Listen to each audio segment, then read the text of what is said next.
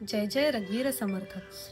नवविधा भक्तीमधील दुसरी भक्ती आहे कीर्तन भक्ती. कीर्तन भक्तीबद्दल सांगताना समर्थ माऊली म्हणतात, कीर्तने पालटे बुद्धी, कीर्तने होय सिद्धी. म्हणजे काय, तर कीर्तन केल्याने आपल्या मनातील वाईट विचारांचा नाश होतो आणि आपल्याला यश मिळायला सुरुवात होते.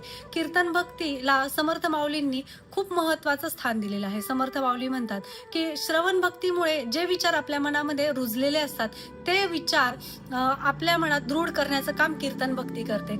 आणि कीर्तन भक्ती म्हणजे काय, कीर्तने म्हणजे काय, तर निव्वळ टाळ मृदुंगाचा गजर नसून कीर्तन भक्ती म्हणजे बुद्धीला योग्य दिशा दाखवण्याचं साधन कीर्तन भक्ती आहे. त्यामुळे कीर्तन भक्ती सर्वांनी नक्कीच केली पाहिजे.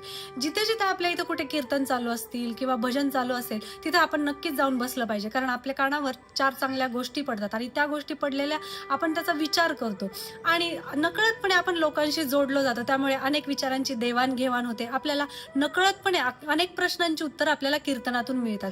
आणि भजनात गेलो, भजन कीर्तन या गोष्टीमध्ये गेलो की आपलं मन त्या भक्ती मार्गाकडे जायला सुरुवात होते. आपलं मन त्याच्यात ओढलं जातं आणि आपोआप आपण भक्ती मार्गाकडे जातो आणि भक्ती मार्गाकडे गेलं की नक्कीच आपल्या आयुष्याचं कल्याण होतं. समर्थ माऊलींनी कीर्तने कशासाठी केली, तर समर्थ माऊलींनी लोक जागृतीसाठी कीर्तनं केली.